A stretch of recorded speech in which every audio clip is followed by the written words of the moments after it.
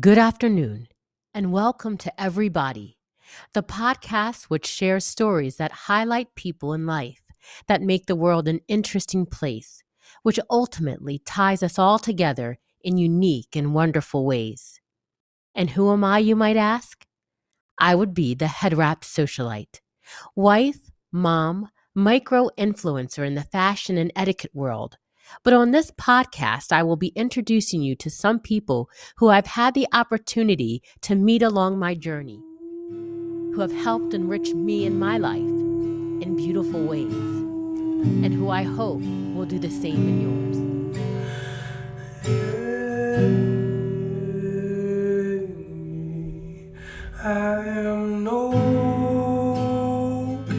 There are some people who don't just walk their path, they light the way for others.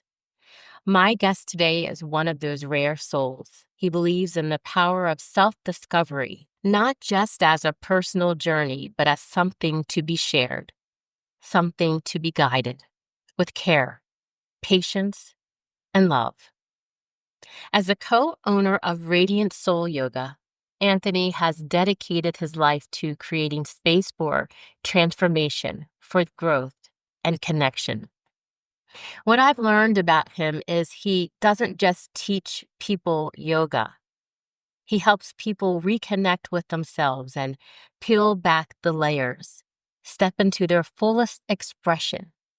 That's part of his mission, to be a loving guide for as many humans as he can in his lifetime. Please help me in welcoming my friend, Anthony, to today's episode. It's an honor to be here and to share the vibration, stories, the path. For sure. So thank you for having me. Anthony, can you tell the listeners a little bit about who you are? I suppose it's loaded who I am. As from a philosophy viewpoint, I just am. And who I choose to practice or be is that loving guide to support people in their awakening, if you will. So that's really, comes down to it. I could say I am a musician, I'm a teacher, I'm a father, I'm a husband, I'm all the things, but I'm not those things. Those things are part of my human experience, but they don't define me, or nor do I over-identify with them anymore. It's really part of what I want to help people figure out. Like, what are you identifying with? Because ultimately, the I am is the simplest aspect of being. I am, you are. And then you get to choose, but the words you choose don't necessarily identify or define you. And if they do, then in my humble opinion, that causes a lot of suffering. Because when those things go away, then your identity is gone, So I am, in part, all the other pieces and parts that I play are now aligned with my heart. Whereas, a long time in my life, they were not aligned with my heart. It was all ego and judgment and just a mess. And so that's another piece of that passion here is what yoga and the practice of doing this, breath and movement, what it has done for me, and they try to say, oh, people don't change. And if people only knew, some people do know some of the things I've done and things I've seen. I'm living proof people do change, actually, and change is inevitable. And most people do suffer because they don't want to change. The partner never change. Anti-age, all the shit that we get wrapped up in, like don't change. It's change. That's the only certainty. Change, death, and uncertainty. Yeah, for sure. And outside of that, I play parts that lie with my heart.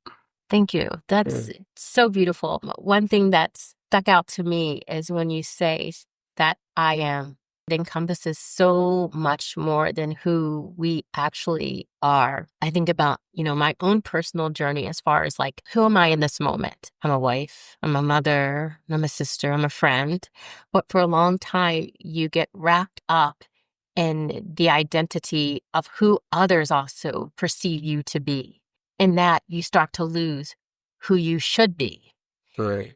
What I appreciate about the space that you offer is that you tell us be in this moment, to see that I am so much more than what this body holds Right. at this moment. It encompasses so much more. It's centuries, it's all the energies that we Mhm. carry of our former selves, Right. our familial baggage, happiness, whatever it is. Mhm. We are all of Right. that. And on the same breath, we are not all that, you know? Mm. Those things are just parts of the journey. There's circumstances and situations that did help shape and form us to where we are as a person now. But in a sense, if I was the things of my past, I would still be an alcoholic and an asshole and Mm. negative person Mm. because those things shaped my life up to my 30s. So that's the really key point is like I honor my past, my heritage, traditions, all the things, but I also know that those things are not me. Even up to recent years, I've had issues with just my heart, understanding relationships, there was stuff about monogamy and non-monogamy and all the things, and it was all ego. Mhm. And now I'm done with it, finding that space to really say, like, your past is not you. Mhm. You know, the pieces and parts that did bring you to exactly where you are right now. But again, the same guideline applies with that I don't identify with it. Mm. It does not define me. And most people, they see that. You did this in the past. Yep, I did. And you can sit there and judge me all day, or you can move past it and we can grow together. I mean, it's up to you. But it is that point where people do get wrapped up in, I am my past, I am my family, and I am these things. And like, no, you're not. Those things have shaped you, and you can continue to allow them to shape and support your growth. But ultimately, it's about letting all that go, basically unlearning. The more that I grow, the more I unlearn, the more that I know that I don't know. And so we're just coming to the space where people are seeking. I want to learn what book, what teacher. The best thing you can do is really focus on unlearning, taking off the layers. You're getting to the space to where you're unlearning the ways of an egregious culture. Mm. You're unlearning the ways of greed and fear, and remembering the ways of love and joy, which in my humble opinion are the human essence. Mm. And if people want to argue that, it's like, look at a child. No matter where they're at, look at a child and see that. That's where we all started. That's where we all come from. That joy, that wonder, that bliss, Mm. that curiosity, and it gets muffled. Mhm. And to a certain point, at an age where we are asking all the questions, and one day a person that you respect says, because I said so, instead of actually answering the question. And then the next day they say, stop asking so many questions. And then the next day you just stop asking questions. And then we grow and the questions just stop. So from this place, I think a big point of kind of starting the process of awakening, if you will, is ask yourself questions. Why do I do what I do? Why do I go where I go? Why do I talk how I talk? Why do I dress how I dress? Why do I like what I like? What I believe? Why do I believe what I believe? And when you can fully answer those questions to yourself, there you are. Because a lot of times the answer to most of those questions is because they said so, because I want to attract this person, because I want to fit in over here, because I was born that way, because I was born into, religion is geographic. Like, it's insane how much we tie into the stories, and you get to choose like how you feed that and how you live that. When do we lose that childlike wonder? Do we become so jaded by society Mhm. that all of a sudden I can't see anything in front of me? Yeah. As beings, we were meant to experience the whole. The answer for me, in my humble opinion, that the moment that we stop being a child or have the childlike mind is the moment that we start over caring about what other people think. And so it just like drowns out.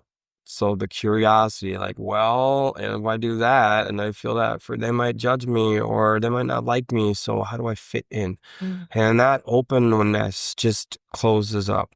And then it just becomes more and more layers until we're ready to wake up, if you will. Mm. And again, it's interesting that in the Western world, if someone says stop acting like a child, right? Mm. Because our idea of a child is tantrum issues, over emotional.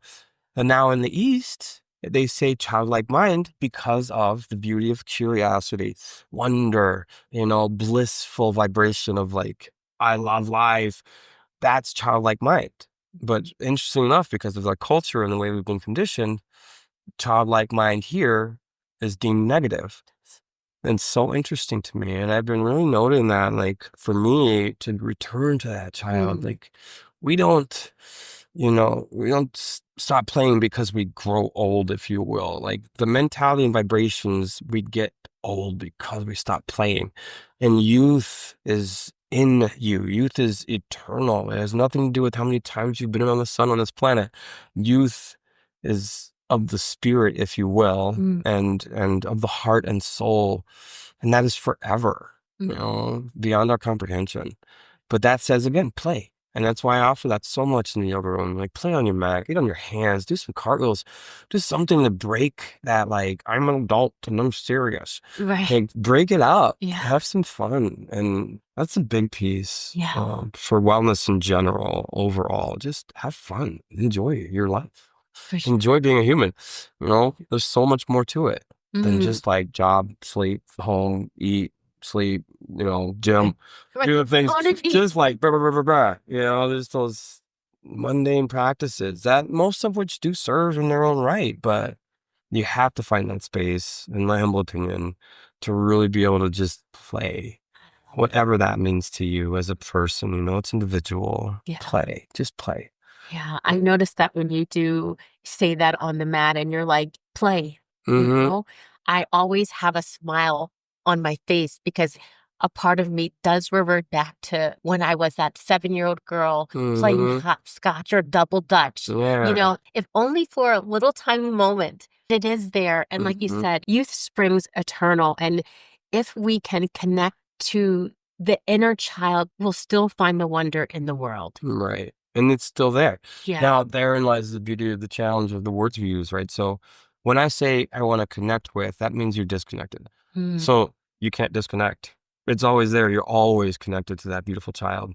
So the intention is to just remember, start to unpack it and open it and feel it and remember. Like, every time you just take that smile, take that moment to enjoy that open awareness that she or he, that vibration, it's there.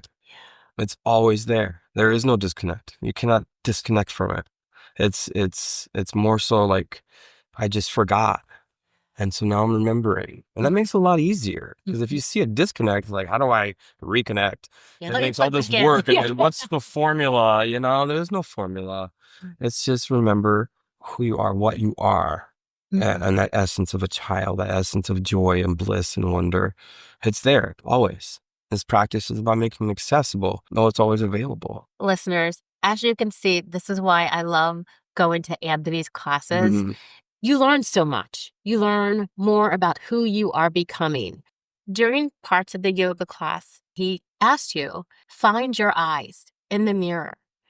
And sometimes it is hard to look at the person who is in front of you, but there's so much more to the depths of our being. Like you said, that child is there. Right. You say it much more eloquently. Well, there's a lot of the eye gaze, like, to yourself.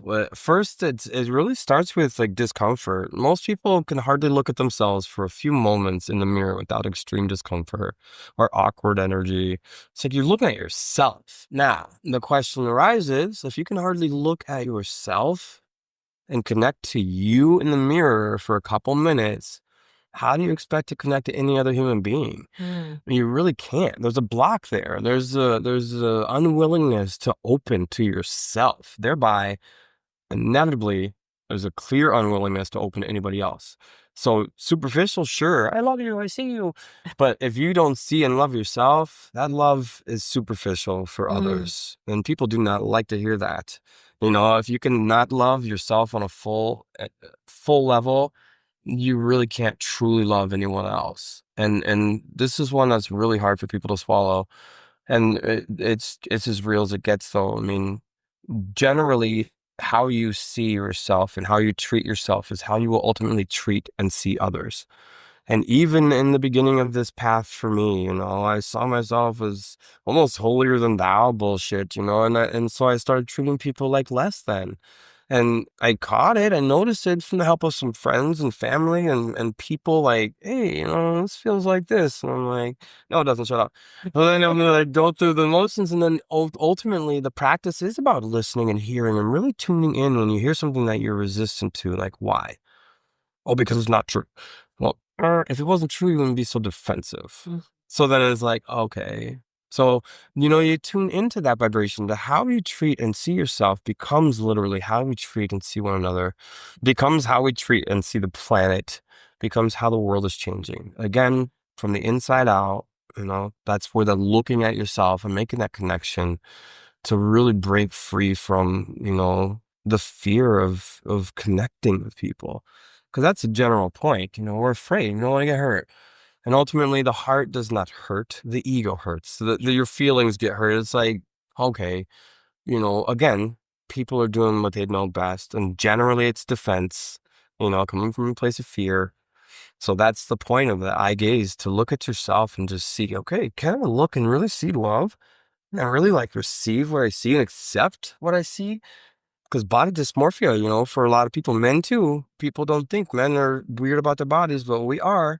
And that's part of it too. I want to be this, I want to look this way and skinnier, taller, more muscles, whatever. But there's not acceptance there. There's identification and judgment there. And this is where again, the challenge to see that and see through it, that breaks open in a deep way your life and it changes everything. There was a magazine cover a few years back. I mean, I digress, but that I was at the store and just started my yoga practice, and in bold letters it said, "Yoga will ruin your life." And I was like, on guard. So then when I'm standing there looking, and fine print underneath, it said, "As you know it." And I was like, okay.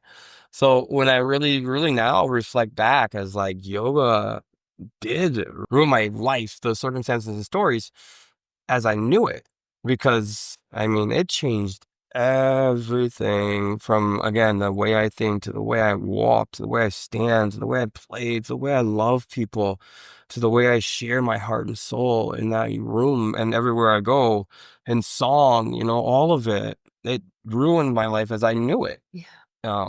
And a lot of people will attest to that, as far as like, even you see a lot the like divorce rate, because a lot of women are waking up and a lot of husbands blame me and blame yoga, but it's like, dude, all you have to do is walk the path, like wake up, get out of that toxic masculinity, Right. face your shit, and you can be there for your fucking partner. Now, again, I've had like complaints, man, a nerd, my wife wants this and now she's got, yep. So what? She's a human. She deserves like equal share. Like, and I've been through it. I'm going through it with my wife. We're trying to be more aware of like the patriarchy, and like I expect this and come home, and so I'm trying to work with that. Like I'll do some dishes after she cooks and like help out. Now I'd tell her the same thing, is like, you got to let me know though, because this is such an ingrained thing. Like we don't even think about it. It's just like, that's what women do. That's what men do. And I call bullshit, step up, like all of us, like wake up and let that shift be a positive thing. So the ruin your life is like, man, it's a bit intense, but it will change it intensely. And then again, the life is questionable, and then I'll get off this tangent. But the word life, right? Life is a beach. Life is hard. Life is simply, beautifully, here it is. Life is. There's nothing after that. Life is not good, not bad. Life is. So we confuse circumstances and situations for life. For sure. The same way as we confuse circumstances and situations for the vibration of a day. So I ask anybody, how was your day? Oh, I had a shitty day. Like, no, you didn't actually. You had a beautiful gift of day with shitty circumstances. And secondly, the circumstances don't have to be shitty. They can be a challenge. So it's just a shitty attitude, if you ask me. So what's really shitty here is your attitude. And as judgmental as that sounds, it's just facing the facts. You have a shitty attitude about it. So you can either continue on that path with the shitty attitude and suffer, or you can change your attitude Mm. And it's not going to be this blissful spiritual bypassing. Fuck that. It's feel it all, but Mm. feel it with an open awareness that you are a conduit, friend. That energy passes through you as much as you will release it, or your body becomes a sponge and you hold it and get sick. So again, I digress, but yeah, that's what I do. I love it. See, you will fit right in here because Uh, I tend to digress you a know, lot. Now, you have described yourself as a loving guide to self-discovery. What does that mean to you, and how did you come to embrace that role in your life? well, I didn't even embrace that role per se because Mm. it didn't come up until you asked me the question. So it wasn't really something that I'm like, this is what I am. It's impossible to explain like how Uh-huh. these things come up or how I, talk about what I talk about. It's my heart. It's life studies and practices of circumstances and situations and learning from a space that is non-judgmental.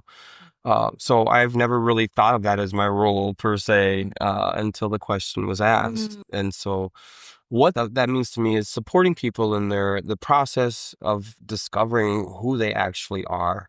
And Mhm. again, the who you are is who you want to be, who you choose to practice. The deep point of that is, does that align with your heart? Like really? Yeah.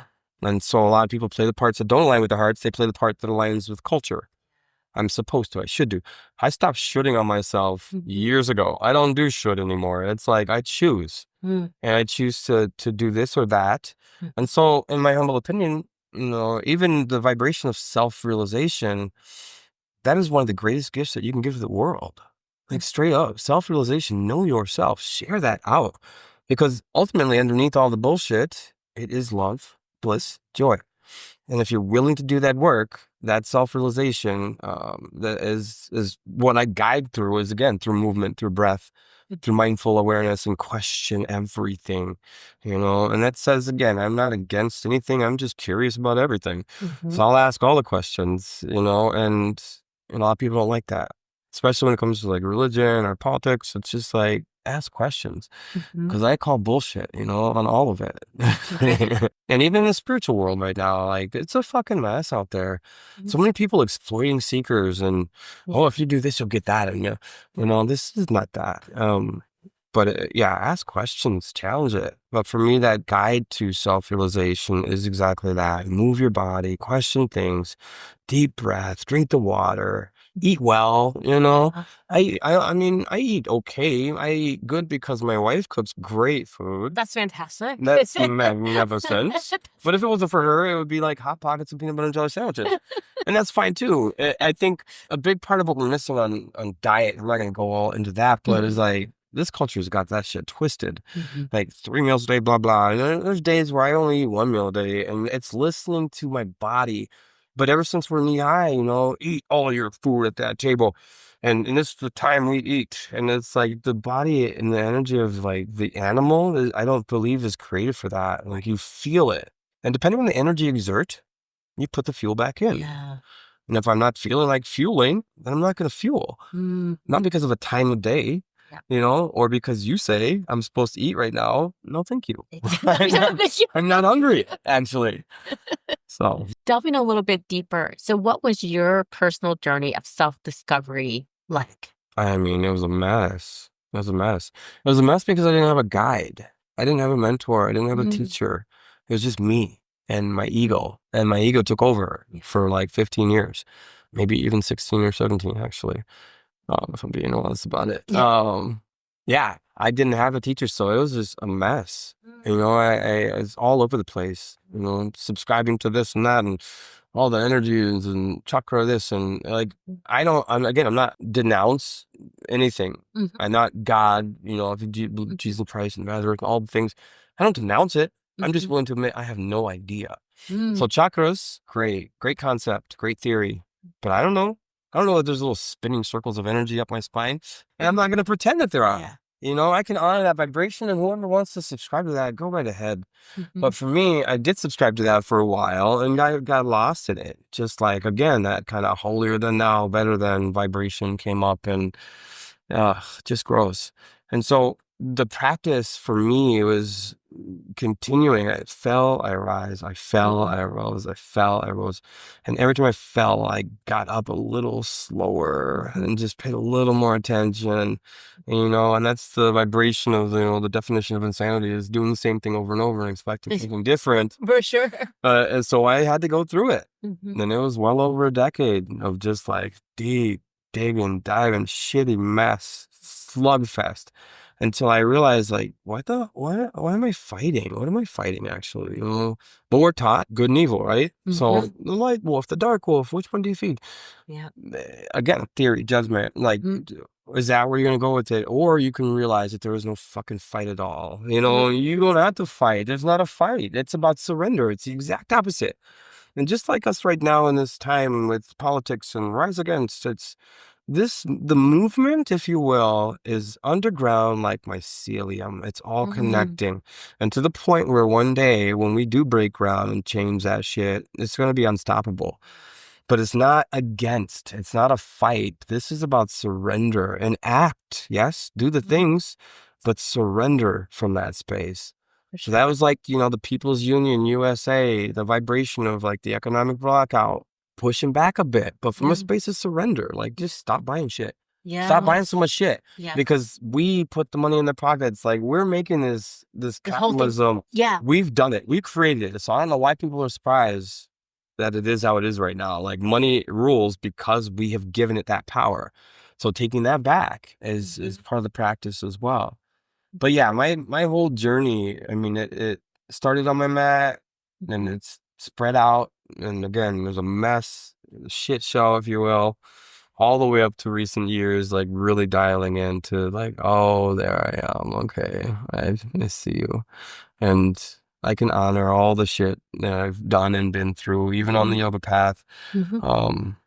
Just because it's has supported me to this point. Yeah. But again, I don't identify with it. Yeah. So it was that, I don't know if that answers your question fully, but yeah, it's just been getting on the mat, falling, rising, relations, falling, rising, trying to figure out, who I am on that level. Like, again, with just relationships in general, friends, my wife, and trying maybe to open the marriage and just fucking mess, just a mess. And now after a lot of trials and tribulations, I'm free, and it feels really, really good.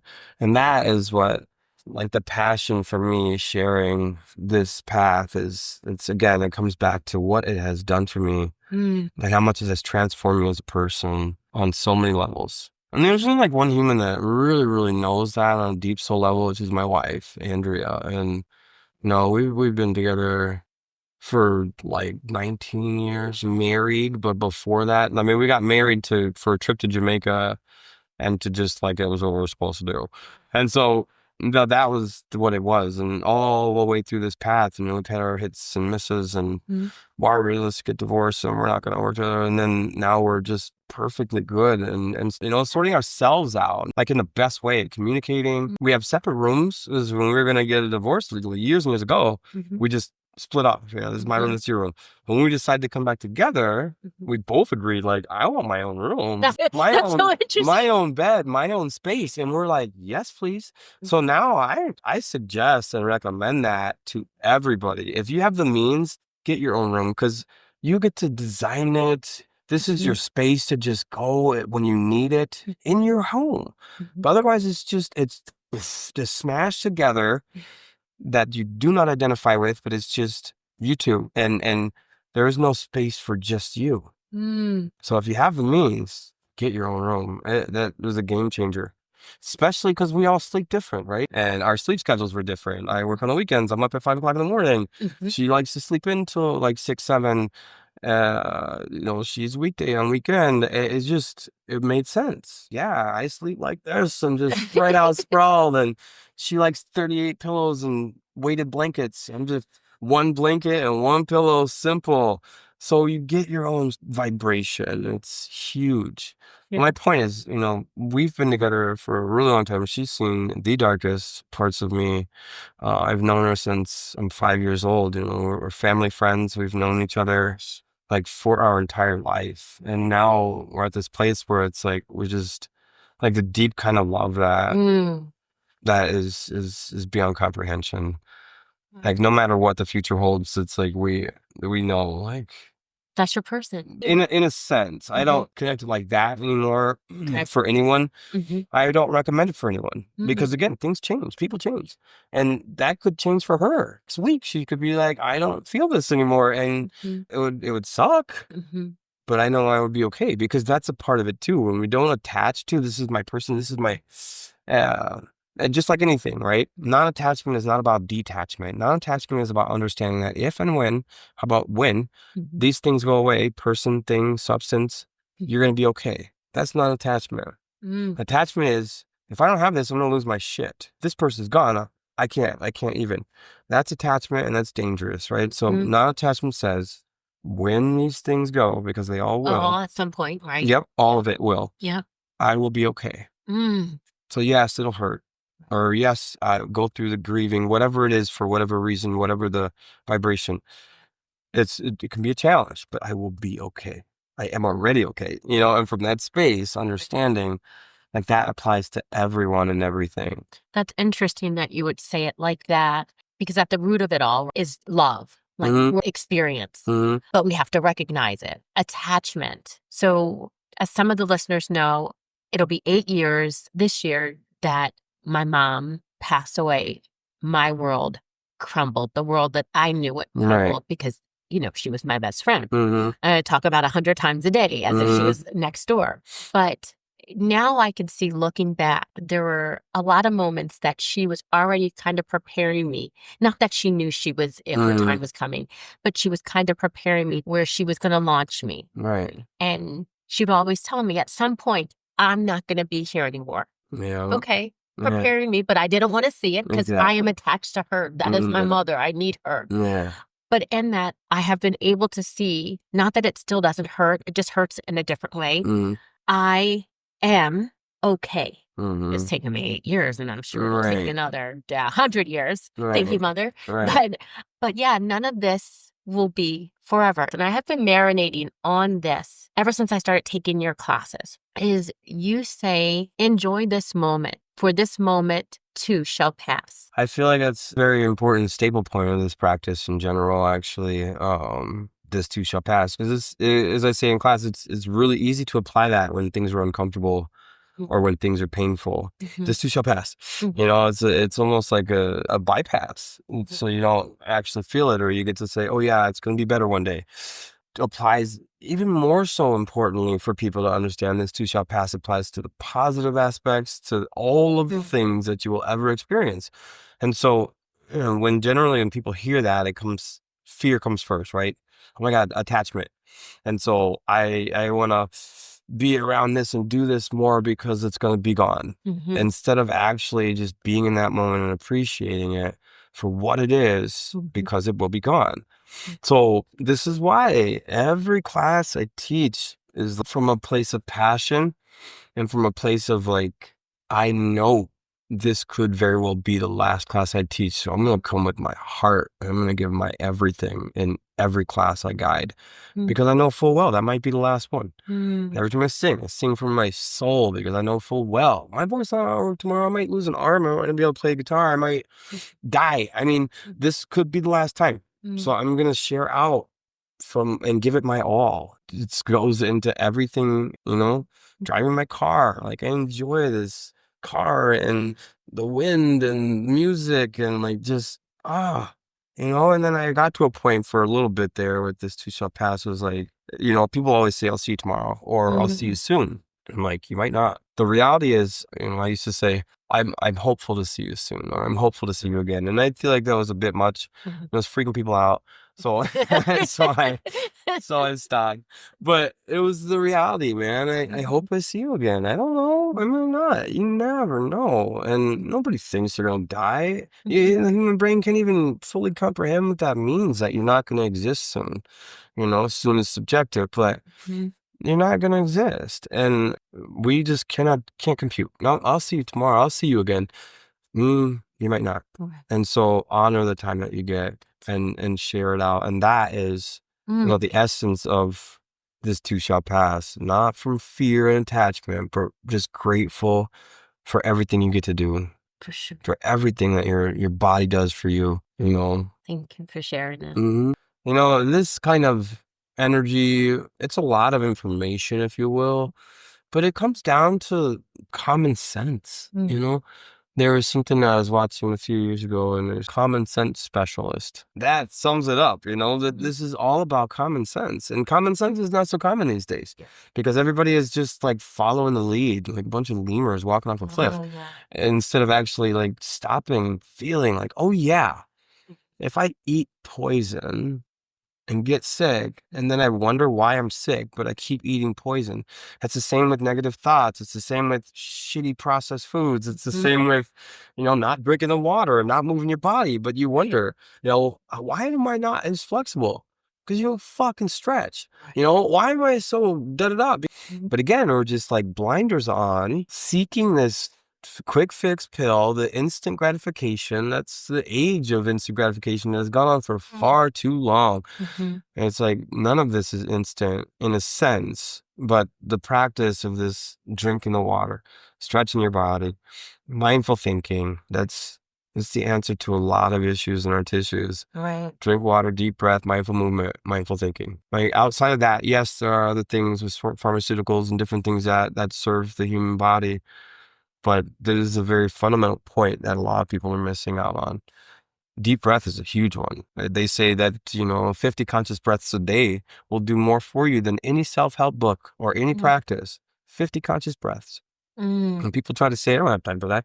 You breathe all day. You can do it anywhere, anytime, just 50 conscious breaths. And if, your mind's going to wander, so then maybe you start with 12 conscious breaths. Let's set a goal. Maybe I will get to 50, and maybe I'll go further than that. And then one day you're going to realize like how much you're not actually breathing and how much these breath work practices actually do help. And when you talk about 50 conscious breaths, what do you mean to someone who has not practiced yoga? That means I would sit down and go 1, 2, deep breath in, fill up the lungs, empty it out. 3, deep breath in, fill up the lungs, empty it out. 4, all the way to 50.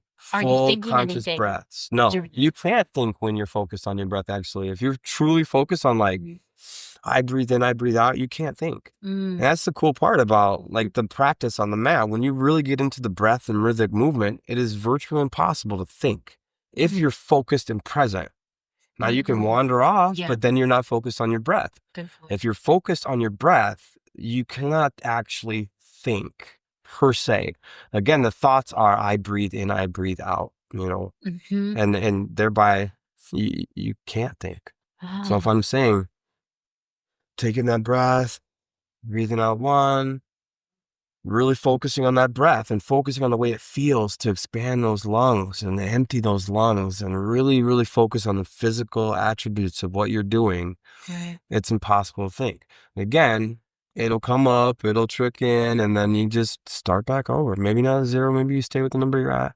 But just give it time and give it space to say like 50 conscious breaths. And it doesn't have to be all grandiose, just big, fill up the lungs, empty the lungs. 1, fill up the lungs, empty the lungs. 2. And is that why you direct us so many times during class to focus on the breath? So you're bringing us back, knowing that some of us will wander. Yeah, absolutely. And when you bring it back to the breath, and again, a part of it with vinyasa is the breath. Obviously, we're moving and breathing, the flow. But again, bringing it back to the breath brings you back to present moment and it allows your body to be at ease. Because when you stop breathing, your body panics. And generally, when we're moving and our body's panicking, we're going to get injured. So breathing into that is letting your body know it's okay, even if it's challenging. I'm breathing and my body knows it's okay. So that's why you hear it in a lot of classes. If you can't breathe it, you're doing too much and you're stressing out your body. So breathe into that edge and let that grow from the breath. Thank you. Yeah. So yoga, for some of us who have not practiced before, is often seen as a physical practice. As you speak more and more about it, I hope the listeners are also seeing that not only is it physical, but it's deeply tied to mental and emotional well-being as well. How do you help people move beyond the physical practice into a deeper understanding of themselves and who they hope to be? Well, I support people, right? So I give you tools and then you have to help yourself. Outside of that, it's about repetition. So some people come in here, just gym mentality, and that's fine. But if you're really open and hearing it, it's going to shift. It's inevitable. So the practice, for me, it's like, I'm not trying to tell you to do anything, just coming in and sharing my heart and sharing the vibration, the wisdom, if you will. Eventually in time, if you're consistent, it's gonna change. It's gonna shift. Your intentions are gonna shift. Your awareness and energy about like why you're there is gonna shift. If you're staying true to it and really consistent with it, it'll shift inevitably. So I don't have to do anything. I'm I just like that. supporting and I sharing, like and that. then it's up to the practitioner to keep it up and dedicate their vibration to that, which inevitably will shift. So I'm going to call you the guide of support. Right. And just holding that space. And it's really, really just supporting people on their path to so they can help themselves. Mm. I know fear and resistance are common roadblocks to the practice. And also fear as it relates to self-discovery, because some people are scared of discovering who they truly are, right?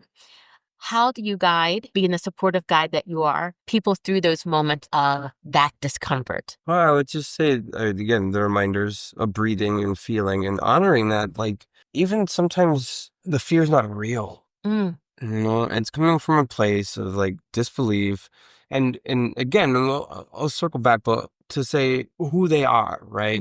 It's not fear of who they actually are. It's fear of letting go of the identity of who you think you are. So the fear is it's not as powerful as you think. It is what you feed it. And now if that fear says, oh my God, this is my identity, I can't let that go, then that makes it that much more challenging to really understand what that means to identify with the actual you, and the actual you again is not even about identifying, but just know it, so that like the most of the fear is coming from a place that says, I can't let go of that identity because I don't know who I am.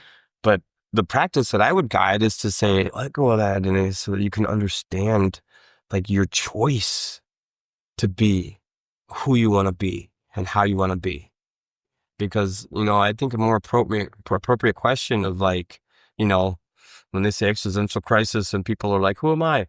That's ridiculous. You are who you choose to be. You are who you practice. Like that's your choice. What you are. There is a mind blower, because we don't know ultimately, the vibration of the earth, the dirt of the earth is in our blood. They say theoretically the dust and the stars is in our bones and the salt of the ocean is in our sweat. Like, what are we? We are everything. It's like amazing.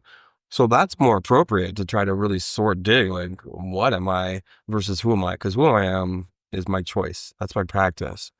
But who people identify with at first is where that fear base comes to shift. So again, my suggestions are like, okay, who you identify with now does that really align with your heart? Is that really what you want or how you want to be or live? Because usually the answer is no. We're taught right out of high school, go find out what you want to do for the rest of your fucking life before your brain is even fully developed, and then meet someone and that you're going to attach to and stay with until you die before you're even fully developed or understanding of who you actually are. Open the door to midlife crisis. There's when people come to a point where like, what the fuck is going on? Like, who am I? But this, like everything that they told me to be, and it's not real. I mean, ultimately none of it is, but at least you get to choose and you get to be authentic with that. Goes back to what you said earlier. Even though you may have experienced things, those things don't define who you are, because each day you wake up, you can choose to be somebody different. Right. And that's the tricky part, because a lot of people, like for me, my choice is coming from a space of like less is more, right? Yeah. And everybody has filters. And my filters are more coming from a space now. And no matter what, you cannot not have filters. It's like saying, don't be human. You're going to have filters. But my filters, in my humble opinion, now at least, are coming from a space of less and less external influence. But most people, their filters are all external influence. That's beautiful because they say that's ugly and this is this. And well, now I see it a little clearer with people. It's like my filters are of wellness, of love and peace. but you have filters. You're not going to get rid of filters. Just as like expectations, I used to believe that too. No expectations. That's not real. You cannot have expectations. You expect to walk and see, and you expect your car to start, and you expect that door to open when you push it. And you expect da da da da da. All day long you expect. It's subconscious, a lot of it, but it's still there. So to even kid yourself into no expectations is a ridiculous setup for failure. So I say, have compassion for your expectations. Because the day that door doesn't open or that car doesn't start, you're going to be okay. Because you're not attached to the expectation. But the expectation is inevitable. You can't not expect. That's what we do. That's being human, you know? Yeah. Beautiful.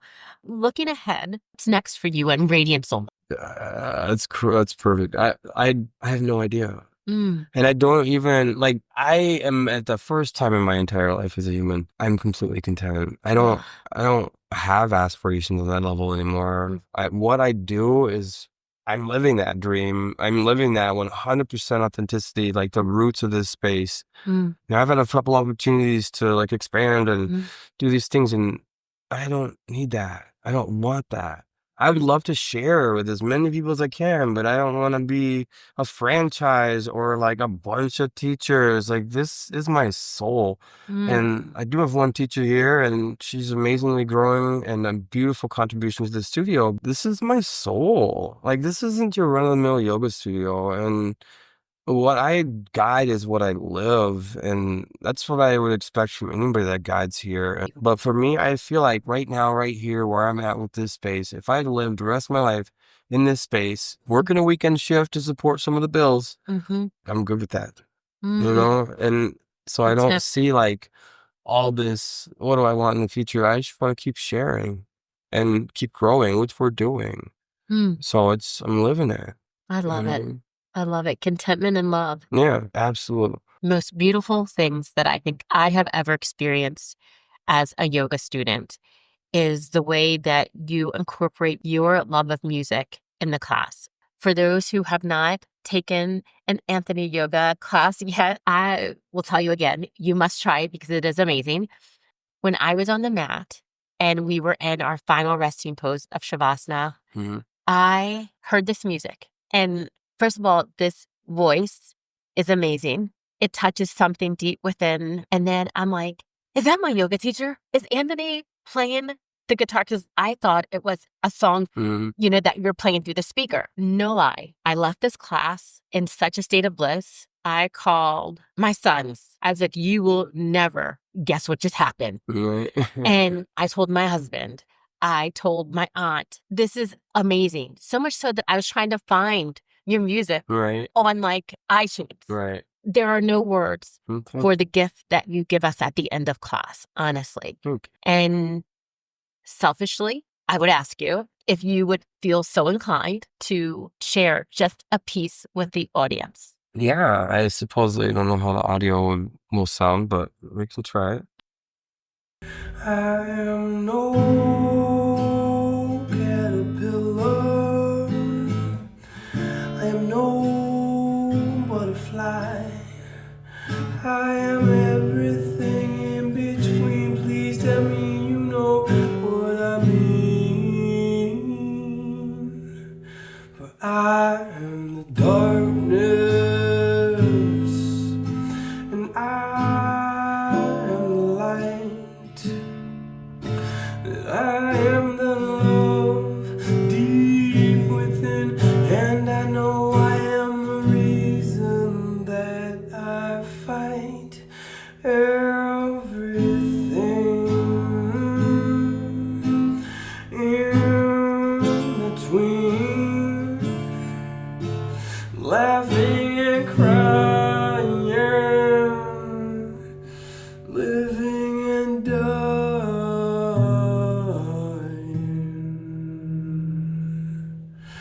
And I am no butterfly. I am no caterpillar. I am everything in between. Please tell me you know what I mean. I am the darkness, and that I am the peace deep within. Yeah, I know I am the reason that I fight everything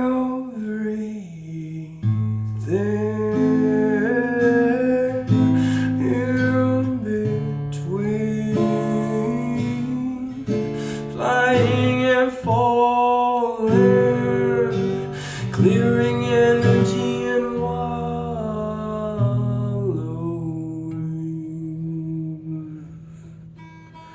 And you are no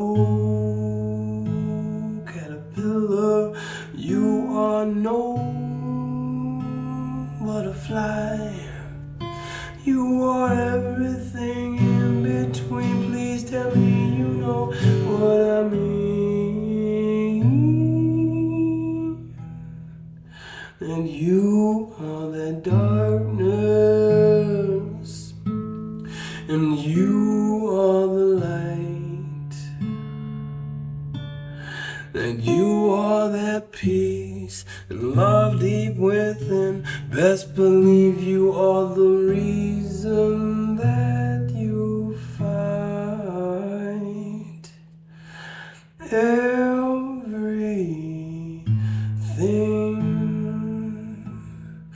in between, hurting and healing, repressing and feeling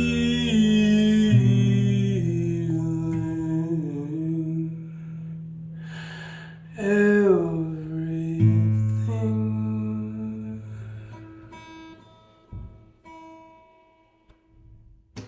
Oh, thank you so much Welcome. for sharing. Yeah, my pleasure. I'm just going to let you all sit here with that amazing spirit, the energy, the love. This conversation for me has been nothing short of beautiful. Thank you for sitting down with me today and sharing your soul.